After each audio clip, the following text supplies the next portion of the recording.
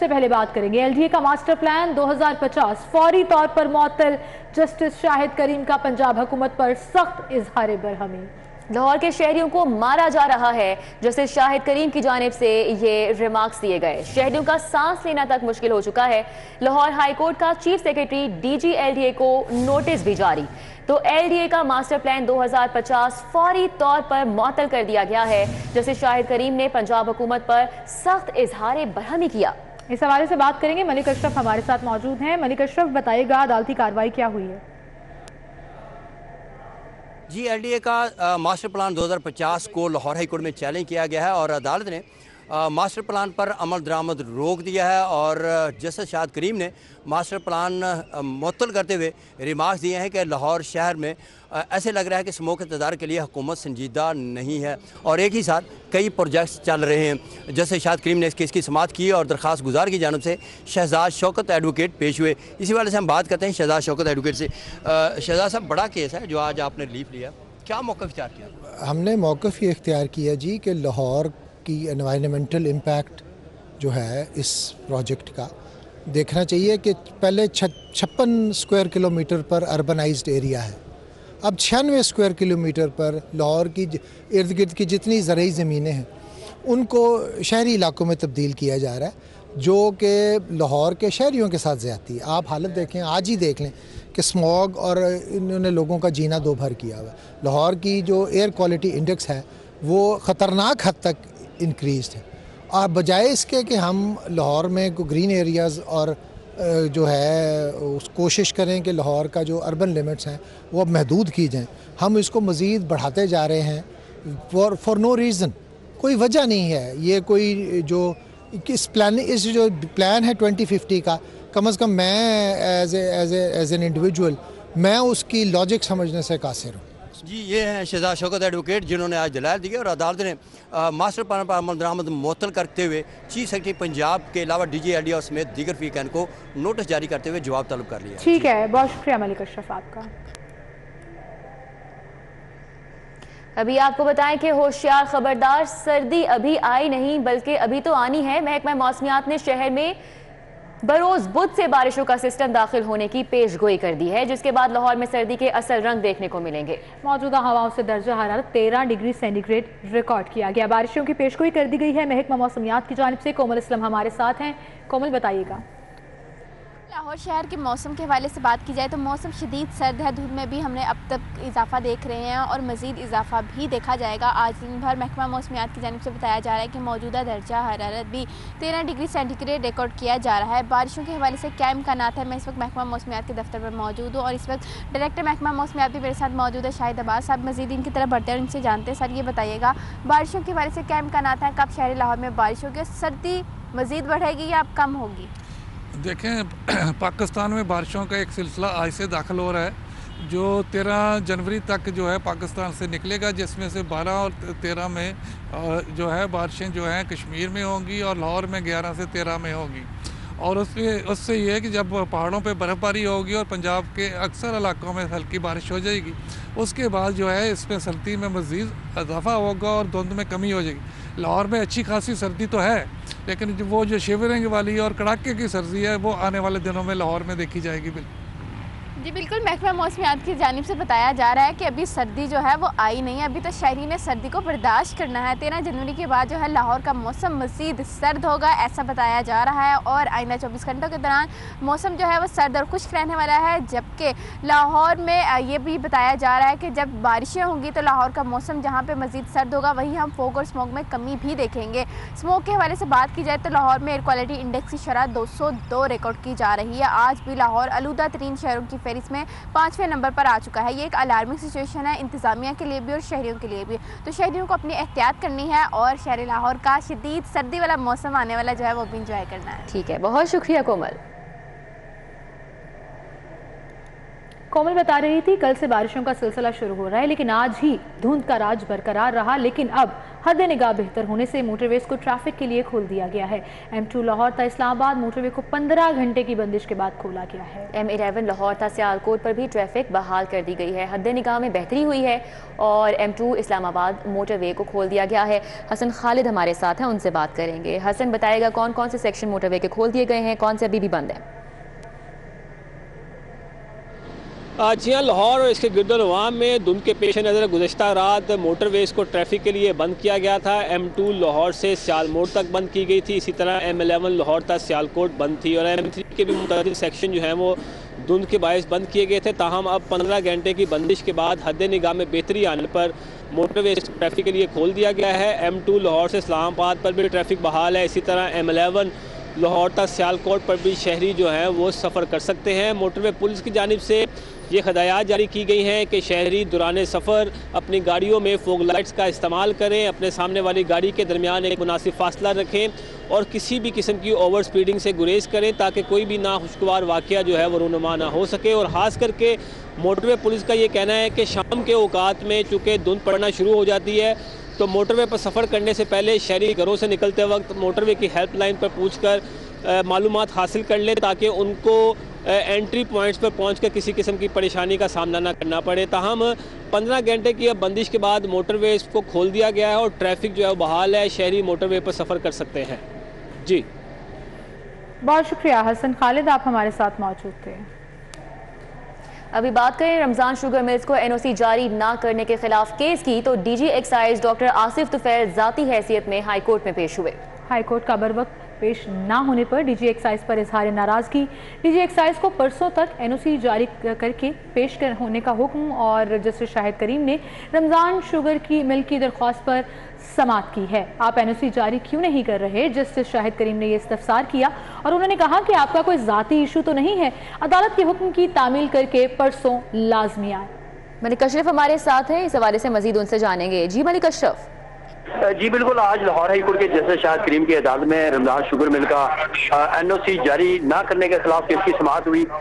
DG excise doctor Asif Tufail जो है वो बरवक्त अदालत में पेश नहीं हुए, जिस पर अदालत ने उन पर नाराजगी का इजहार किया और उन्हें हुक्म दिया है कि वो परसों 12 जनवरी तक NOC जारी करके अदालत में पेश करें। जस्टिस शाहिद करीम की अदालत में जब इस केस की समाअत का आगाज हुआ तो अदालत ने इस्तफसार किया कि DG एक्साइज को बुलाया था, किधर हैं, जिस पर पंजाब हुकूमत के वकील ने बताया कि वो ट्रैफिक में फंसे हुए हैं, जिस पर जस्टिस शाहिद करीम ने कहा कि अदालत आ सकती है तो वो क्यों नहीं आ सकते। अदालत ने कहा कि अदालत उन्हें तौहीन अदा का शोकाज नोटिस जारी कर रही है। इसी दौरान DG एक्साइज अदालत में पेश हो गए, जिस पर जस्टिस शाहिद करीम ने उनसे मुकालमा करते हुए कहा कि 1 साल हो गया अदालती हुक्म पर अमल दरामद क्यों नहीं किया जा रहा, NOC आप जारी क्यों नहीं कर रहे, आपका क्या इशू है। जिस पर पंजाब हुकूमत के वकील ने बताया कि इससे अपील दायर की हुई है और हमें मोहलत दे दें। जैसे शाहिद करीम ने कहा कि अगर 2 रुकनी बेंच ये ऑर्डर सिंगल बेंच का मुअत्तल कर देगा तो आप NOC ना दें, लेकिन अगर वो ऑर्डर सस्पेंड नहीं होता तो आप क्यों इसमें ताखीर करें, अदालत मजीद मोहलत नहीं देगी। तो अदालत ने केस की समाअत परसों के लिए मुलतवी की है और DG एक्साइज को हुक्म दिया है कि वो परसों तक के लिए मुलतवी कर दी गई है। बहुत शुक्रिया मलिक अशरफ।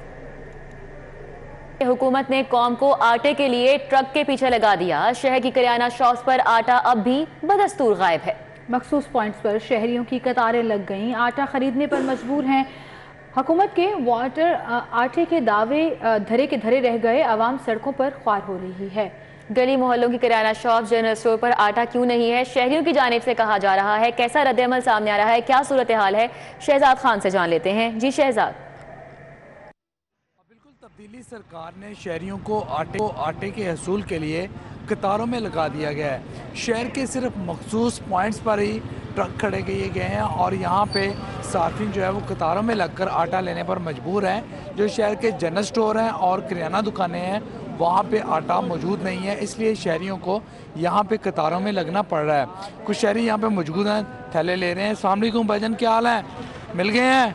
जी वालेकुम सलाम, मिल गया भाई। गली मोहल्लों में क्या सूरत हाल है, मिल रहे हैं? बिल्कुल ही नहीं मिल रहा सर, बहुत बहरान हुआ हुआ आटेगा, ठीक है, जिस वजह से बहुत लोग परेशानी है, प्रॉब्लम में है। अभी बड़ी मुश्किल से टाइम निकाल के हम आए हैं आटा लेने के लिए और ये हुकूमत को चाहिए कि थोड़ा रिलीफ हो, आटा मिलना चाहिए लोगों को, प्रॉब्लम ख़त्म होनी चाहिए। बिल्कुल ख़त्म होनी चाहिए। यहाँ पे और लोग भी मौजूद हैं।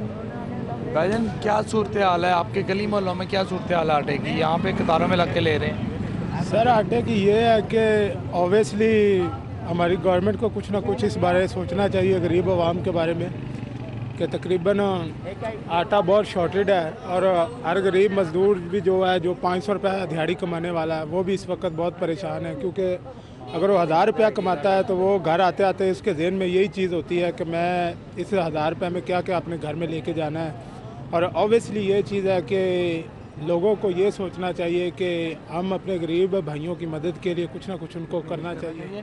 बिल्कुल, ये देखें, ये ट्रक यहाँ पे शेरपाव बाज़ार के करीब खड़ा किया गया है और यहाँ पे लोग कतारों में लग के आटा लेने पर मजबूर हैं और शहरी कहते हैं कि अगर हुकूमती दावों के मुताबिक आटे की वाफिर मिकदार मौजूद है तो फिर शहर की किराना दुकानों और इसके अलावा जो जनरल स्टोर हैं वहाँ पे आटा क्यों नहीं मिल रहा, क्यों इनको खुआरी का सामना करना पड़ रहा है। और शहरी जो हैं वो कह रहे हैं कि हुकूमत इस बहरान को ख़त्म करने के लिए अपना किरदार अदा करे और शहर की गली मोहल्लों में वाक़ई दुकानों पर भी ठीक है, बहुत शुक्रिया शहजाद खान।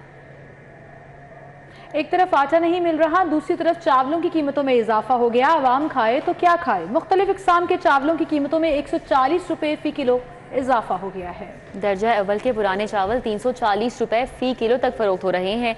2 माह कबल दर्जा अव्वल का चावल 180 से 200 रुपये तक फरोख्त होता रहा, जबकि दर्जा अव्वल का नया चावल 260 से 290 रुपये फ़ी किलो तक फरोख्त हो रहा है। शॉर्ट ग्रीन टूटा चावल की कीमत 190 रुपये फ़ी किलो तक हो गई है। आपको बताएं, सेल मार्केट में पुराना चावल 50 किलो बैग की कीमत 15,500 रुपये मुकर्रर की गई है, जबकि ओपन मार्केट में मुंजी की कीमतों में बेपनाह इजाफा हुआ है। राइस डीलर्स मुंजी की कीमतें बढ़ाने से चावल भी महंगा हुआ। राइस डीलर्स का ये कहना है और 2 माह में मुंजी की फ़ी मन कीमत में 4300 रुपये इजाफा हुआ है। हमारे साथ इस हवाले से सईद अहमद सईद मौजूद हैं, उनसे जानेंगे। जी सईद। बढ़ती महंगाई के अंदर अगर चावल की बात करें तो चावल की कीमत में भी इजाफा है, वो हो चुका है और चावल की कीमत में तकरीबन 140 रुपये तक इजाफा है, वो देखने में नजर आ रहा है। और जो राइस मिल डीलर हजरात हैं उनके मुताबिक जो नया चावल है उसकी कीमत है वो 260 रुपये से 290 रुपये फ़ी किलो तक है, वो मार्केट के अंदर है फरोख्त हो रही है। जबकि अगर पुराने चावल की बात कर लें तो पुराना जो दर्जा अव्वल का चावल है वो 350 रुपये तक फरोख्त है, वो मार्केट के अंदर है वो किया जा रहा है। अगर दर्जा अव्वल के चावल की बात करें तो उसका जो दर्जा अव्वल का चावल है, नया चावल है, उसके 50 किलो बैग की कीमत जो है वो तकरीबन 10 से 11,000 रुपये में है वो फरोख्त की जा रही है। जबकि दर्जा अव्वल का जो पुराना चावल है उसकी कीमत जो है वो 15,500 रुपये तक जो 50 किलो का बैग है वो फरोख्त की जा रही है। और इसका जो असल इफेक्ट पड़ा है वो इसका कहना यही है, जो राइस डीलर हजरात हैं, कि मूंजी की कीमत में जो है फ़ी मन 4,300 रुपये तक इजाफा है, वो देखने में नजर आया। नए चावल आने के बाद जो मुंजी कीमतें बढ़ी है उसकी वजह से चावल जो है वो मज़ीद महंगा होना है वो शुरू हो चुका है। और शॉर्ट ग्रेन जो चावल है जिसे टोटा चावल कहा जाता है तो उसकी कीमत जो है वो 110 रुपये से बढ़कर 190 रुपये तक है वो हो गई है। आम मार्केट के अंदर वो 190 रुपये तक टोटा चावल है वो परचून रेट के ऊपर है वो फरोख्त किया जा रहा है। जबकि टुकड़ा चावल की अगर बात करें तो इसकी होलसेल मार्केट के अंदर भी कीमत में इजाफा किया गया है। इस वक्त जो दर्जा अव्वल का पुराना चावल है वो तकरीबन 304 तक फ़ी किलो में। बहुत शुक्रिया सईद अहमद सईद। अभी आपको बताएं, महकमा खजाना ने लाहौर में 300 नई बसें चलाने के लिए बजट देने से इनकार कर दिया है। महकमा ट्रांसपोर्ट ने 300 नई बसों के लिए 21 अरब मांगे थे। कैसे खोकर हमारे साथ मौजूद हैं। कैसे खोकर बताइएगा क्या वजह है, क्यों इनकार किया गया? जी बिल्कुल, महकमा खजाना ने इनकार कर दिया है कि लाहौर में 300 जो बसें चलानी है उसके लिए 21 अरब रुपए जो है ना वो नहीं दिए जा सकते, क्योंकि खजाना खाली है।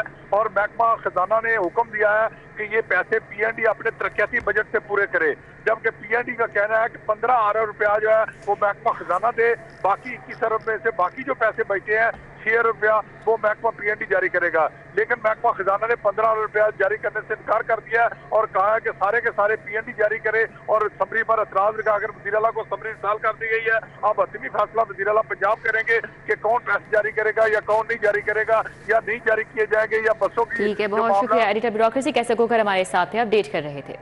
जी बिल्कुल, महकमा खजाना ने इनकार कर दिया है कि लाहौर में 300 जो बसें चलानी है उसके लिए 21 अरब रुपए जो है ना वो नहीं दिए जा सकते, क्योंकि खजाना खाली है। और महकमा खजाना ने हुक्म दिया है कि ये पैसे पीएनडी अपने तरक्याती बजट से पूरे करे, जबकि पीएनडी का कहना है कि 15 अरब रुपया जो है वो महकमा खजाना दे, बाकी 21 अरब में से बाकी जो पैसे बचे हैं 6 रुपया वो महकमा PND जारी करेगा, लेकिन महकमा खजाना ने 15 रुपया जारी करने से इनकार कर दिया और कहा है कि सारे PND जारी करे और समरी पर एतराज लगाकर वज़ीर आला को समरी इंसाल कर दी गई है। अब हतमी फैसला वज़ीर आला पंजाब करेंगे कि कौन पैसे जारी करेगा या कौन नहीं जारी करेगा, या नहीं जारी किए जाएंगे, या बसों की। ठीक है, बहुत शुक्रिया एडिटर ब्यूरोक्रेसी कैसे कोकर हमारे साथ थे, अपडेट कर रहे थे। औरों को नसीहत खुद मियाँ फसीहत। LDA प्राइवेट हाउसिंग सोसाइटीज़ में डेवलपमेंट का जिम्मेदार। LDA अपनी सोसाइटी में डेवलपमेंट का काम ही भूल गया। 13,000 से ज़ायद मुतासरीन को आखिरी बैलेटिंग के लिए नई तारीख दे दी गई। दुर नायाब हमारे साथ मौजूद हैं, तफसीलात उनसे जानेंगे। दुर नायाब बताइएगा।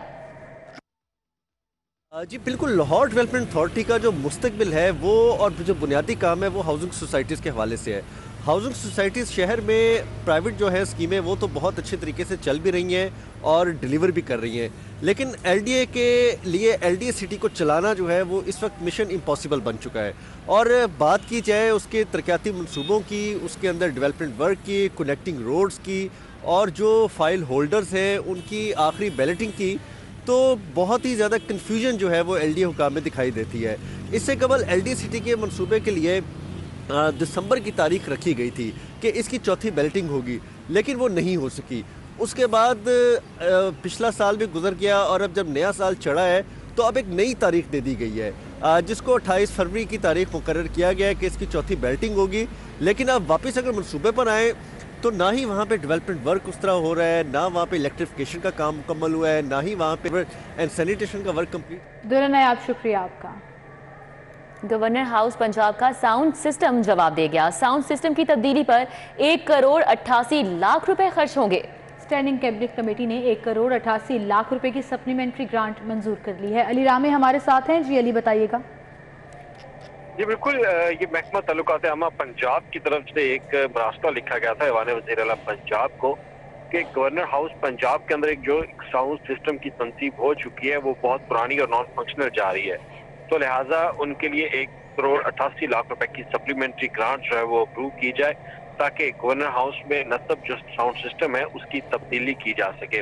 अब इस पर क्योंकि बजट तो एलोकेट नहीं था और जैसे ही महकमा ताल्लुकात आमा ने ये असम्बली साल की तो standing cabinet committee of finance ने इसके बाकायदा जो है वो अप्रूवल दे दी है, और ये क्योंकि ऑस्टेरिटी मेजर्स पर बाकायदा एक कफायत पॉलिसी के तहत पाबंदी है कि आप सप्लीमेंट्री ग्रांट नहीं देंगे, लेकिन उसके बावजूद सिर्फ एक साउंड सिस्टम की तब्दीली पर पंजाब हुकूमत 1 करोड़। बहुत शुक्रिया अली रामे।